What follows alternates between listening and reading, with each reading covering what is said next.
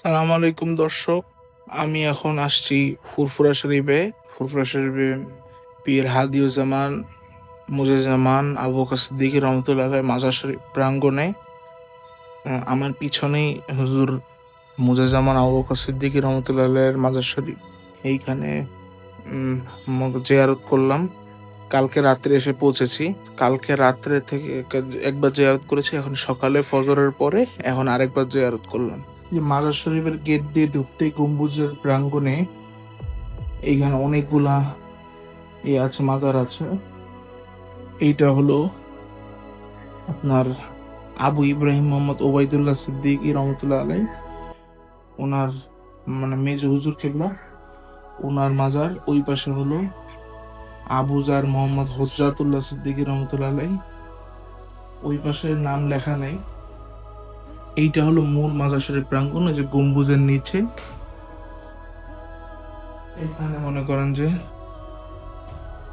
এই যে মুজাদ্দিদুজ্জামান আবু বকর সিদ্দিকী রহমতুল্লাহ আলাইহি দাদা হুজুর পীর কেবলা, ওনার মাজার শরীফ এইখানে। এইটা হলো কাইয়ুমে জামান হুজুর, পাশাপাশি মুজিজ্জামান এই পাশে কাইয়ুমে জামান হুজুর। আর ওই পাশে হলো আপনার মেজলা হুজুর পীর কেবলা। ওই পাশে হলো আপনার সাইফুদ্দিন সিদ্দিকী হুজুর। ওই পাশে হলো বাকিবিল্লাহ সিদ্দিকী হুজুর এই পাশে। আর এই কর্নারে হলো নওয়া হুজুর পীর কেবলা।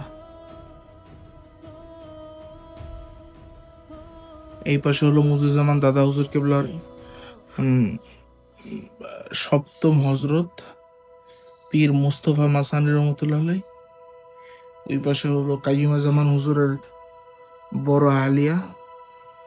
এই পাশে হলো মুজিজ্জামান হুজুরের বড় আলিয়া। এটা হলো মূল মাজার শরীফ প্রাঙ্গণের ভিতরে একদম। এই যে মাজার শরীফ প্রাঙ্গণ, এইখানে মাজার শরীফ মুজিজ্জামান উলিল আমর পীর আল্লামা আবু বকর সিদ্দিকী রহমতুল্লাহ দাদা হুজুর কেবলা, ওনার মাজার শরীফ। এটার মধ্যে কাইয়ুমে জামান হুজুরও আছেন, মেজলা হুজুর কেবলাও আছেন। তাদের পারিবারিক কবরস্থান মাজার শরীফের পাশেই। অনেক আল্লাহর ওলিগণ আছেন এখানে।